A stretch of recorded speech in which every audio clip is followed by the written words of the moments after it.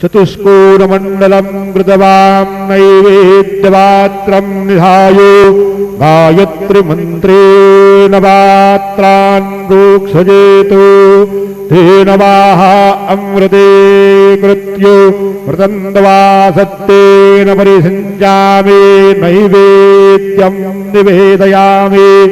ॐ प्राणाय स्वाहा ॐ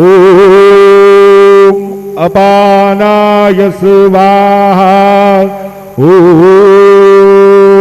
व्यानाय स्वाहा ॐ उदानाय स्वाहा ॐ समानाय स्वाहा ॐ ब्रह्मणे नमः।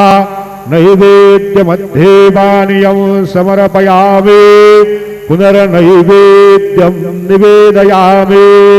ॐ प्राणाय स्वाहा ॐ अपानाय स्वाहा ॐ व्यानाय स्वाहा ॐ उदाराय स्वाहा ॐ समानाय स्वाहा ॐ ब्रह्मणे नमः। नैवेद्यं समर्पयामि हस्तप्रक्षालनं समर्पयामि मुखप्रक्षालनं समर्पयामि। सद्गुरु साईनाथ देवताभ्यो नमः। शेषोपचारार्थे प्रार्थना पूर्वक नमस्कारं करोमि।